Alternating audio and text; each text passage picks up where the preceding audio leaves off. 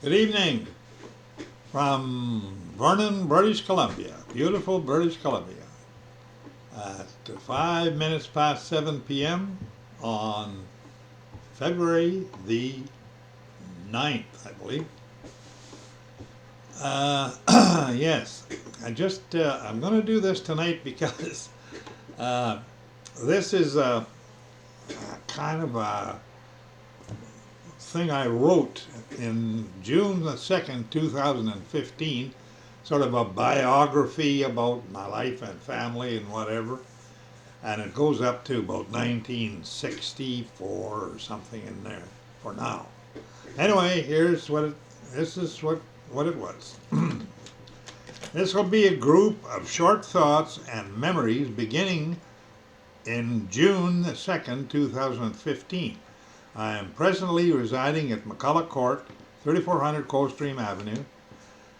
That's where I was, but since a week ago I moved here to the Vernon Rest Home. Anyway, I was born in Hay Lakes, Alberta on April 22nd, 1934 on the farm of my grandfather, Amandus Johnson was the name he was given. Well, it was Johnson, Jonnson. It's the name he was given in Sweden. He immigrated to Canada in 1905. His wife died in childbirth in 1917. His family consisted of two sons, Thor, my father, and Sturry, his brother. Third son, Ernest, died in childbirth. In 1917, there was Agnes, Alma, Thora, Annie, Lily, and Myrtle, plus the two boys, which made 8. And he did that on his own. In the 1918 flu, Amandus took in 2 more girls from a neighborhood farm when the parents both died of the flu. Now the family was 10 children and he was a widower on his own, raising children. My father started farming when he was about 12 years old. He went to school for only the first 3 years. Friedefeld Edvald became the hired man when Dad was about 15 years old. This family was now 12 members. This would be approximately 1921. Jonas Amandus and Anna Aquilina and my dad actually arrived in Canada about April the 27th, 1905. They would have traveled by train from Montreal, which came by ship from Sweden, to Wetaskiwin, Alberta, and then by wagon to their homestead on 3/4 sections and the south shore of Miquelon Lake, 6 miles east of Hay Lakes, Alberta.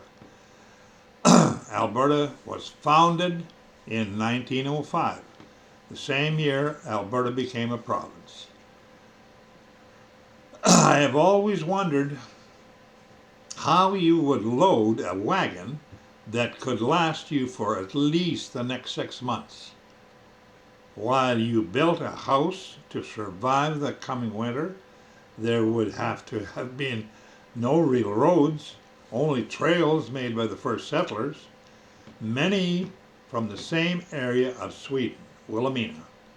This would all have happened around the end of April 1905.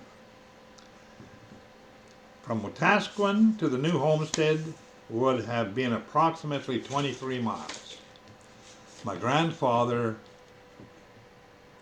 was called Manny instead of Amandus.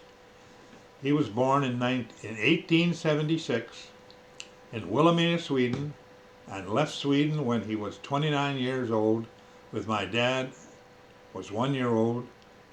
He worked as a policeman before he left for Canada. He had two sisters who had large families. He never returned to Sweden. I wondered what was the feeling about this great adventure to a country new and unknown as Canada.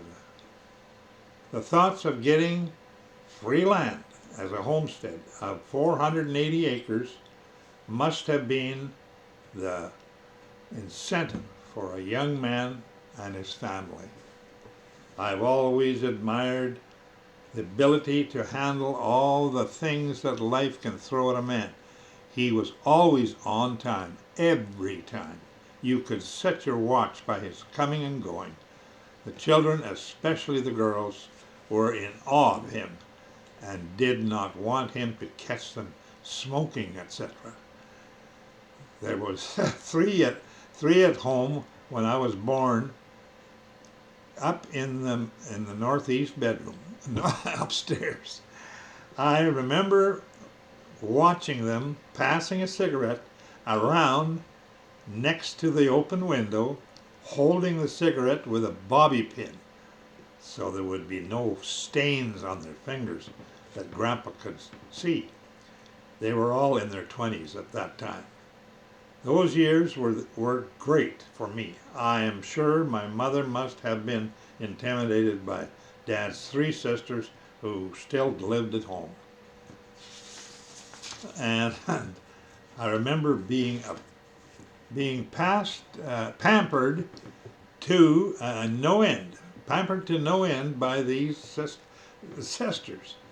And they were always dressing me up and taking me out to all the neighbors all over and over again. I recall thinking that everything was so big. The machine shop, the ice house, the summer kitchen, the machine shed and garage, and all the granaries and the pump house and the barn. Thora, Dad's sister, contacted polio when she was 9 years old. But that never seemed to hold her back from doing anything. I was always riding around on the back of her wheelchair. She was my godmother, and was always so happy to see me. She died in 1968, and I was in Camrose the day that she died. I was at the house. Everyone was sitting around in the kitchen and the living room on a death watch. I went into her bedroom about 4 p.m. and sat with her, and she asked me if I could hear the music, and I said, no, I can't hear it. She said, she smiled at me and she said she could hear this music. I don't believe she weighed more than 75 pounds at the time, but she reached up and grabbed me with her left arm and hugged me to her face and held me tight for quite a while. Well, she got that. Where she got that strength from, I don't know to this day.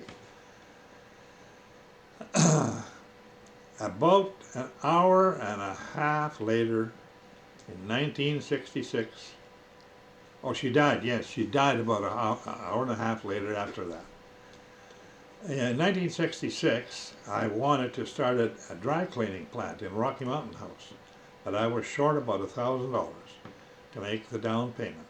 I drove out to Camrose and I was going to ask Olga Eliasson to loan me the $1,000 to buy the dry cleaning plant. He was a rich farmer and an uncle.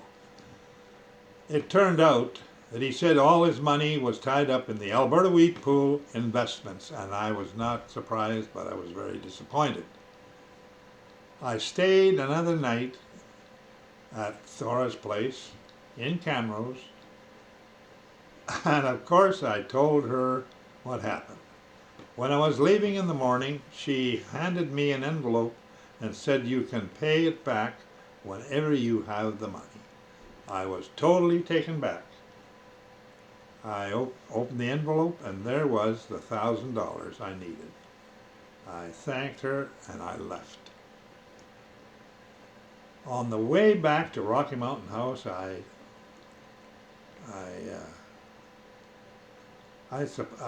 thought How did she happen to have $1,000 in her house just when I needed it? It was her sewing money. I did not know that was the kind of, I did not know, but that was the kind of lady she was. A crippled woman in a wheelchair who did many things for others, not just me. August the 28th, 2015. In 1940 to 1950 and on to 1965. I started school in Armina in 1941, skipped to grade 3 in 1942, and moved to Brandland School area in 1946. Went to Brandland School a quarter of a mile north of our house till 1947. Then back to Armina for grade 9. Dad bought the Vasa Lodge Hall at Miquelon Lake about 6.5 miles away and moved it to our farm. One part was the house, one part was the barn, and the lean-to at the base of the hall was the chicken coop. It became our temporary home for over a year, and later it became a chicken coop again. I finished grade 9 in Armina, and I remember the school superintendent from Camrose drove out to our farm around the beginning of August in 1949 in a big blue sedan right out in the field where I was raking hay. And he was there to talk to me about coming back to school. I had I had always had very high marks, mostly H's and A's, and after he left, I thought, boy, I must really be a smart guy for him to come out and to see me. I think he convinced me that I was so smart I didn't need to go to school anymore. So I don't move. Oh, so I didn't. Smart move, eh? Got the car the next year, 1931 Chev for a 4-door sedan. Dad had given me a heifer the year before, and I was able to trade it to Oscar Erga, his name was, he was another farmer, for the car. So I had a car. It was 1950. I was 16 years old, and I had it made. A lot of things happened in the next few years. I was home for a while helping out on the farm. I remember we were loading pigs and weighing them on time when I was handling the big scale, and it was swinging around, and it hit my dad in the head and knocked him down to his knees. And he said, "Are you trying to kill me?" We were getting firewood for winter and chopping down dead trees when I managed to bring one down on Dad's head again. I dropped him to his knees, and we had to go back to the house with his head bleeding. He looked at me and shook his head. Then the pump in the well started to act up. Dad rigged up a tripod of ropes and pulleys, and we progressed to pull the pump out of the well. We got it up to about 18 feet, and the slip hook we were using to do it gave way and failed, and the pump came crashing down. Dad automatically grabbed the pump to stop it, but it slammed down all the way down till it hit, and his ring finger on his right hand was cut off about 1.5 inches on his finger. I helped him to the house. He was bleeding, not just about, and just about passing out several times. After Mom got him bandaged up and got him clean overalls on, I drove him to the Smith Clinic in Camrose, Alberta. And Dr. Mac Smith sewed him up, and we were home by 5:30 p.m. The house was full of people. When we got home, all of them wanted to know what happened. I wandered down to the well, and checking around, I found the end of his finger, and into my pocket it went. Back at the house, they were asking Dad questions, and when did when did this happen, and were you able to find the end of your finger, and I said, you mean this? And I held up his bloody piece of finger, and Mom started to scream at me, and Dad fainted, and I ran out of the house laughing. She finally got a hold of and caught me, but I had fun while it lasted. About that time, I was required to stay home and clean the barn while everyone else went to Camrose. Dad said, don't pull the manure sled too close to the slough, or, it would get stuck. Yeah. So I got the manure loaded, and I hooked it up to our little Alice Chalmers tractor, and I didn't think it was that close, but I slid into that slough with the AC tractor, but I was not stumped. I finally got the old Hartbar tractor going, but I had to get it close to the water tank because it took a lot of water. The tank was the side of the tank, the water tank, I got a little too close to it, and I pushed the side of the water tank in, and all the water ran out of the tank. But I got enough to fill up enough of the radiator on this big old Hartbar. I mean, it took like 15 or 20 gallons. But I got it, and my plan was to go through the bush behind the house on the other side of the slough, and pull the AC out with a long cable I had behind me. Going around and through the house and between the big trees was very tricky, because the steering on the Hartbar was like a turn and a half play, and I kind of got too close to a big tree and broke the right front axle of the Hartbar. Plum. The AC was in the slough, the water tank was smashed, and the Hartbar was behind the house with a broken axle. And I was sitting in the kitchen waiting at 3:30 p.m. when they came home from Camrose. Dad didn't come in. He walked around outside, looked at everything. He saw that the Hartbar was not home, not there. He walked around and he saw all the damage I had done. And he started walking in circles, and he threw his hat up in the air. He never said anything to me about this, never. All this happened when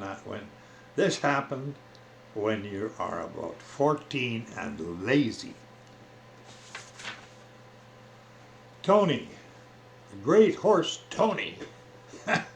I got my first horse when I was about 6 years old. Dad bought it in Hay Lakes when they brought a bunch of them in by train. And he lived 27 years. I used to harness them up every Sunday, you know, when I was about 8 years old or something like that, and into a buggy and go to church.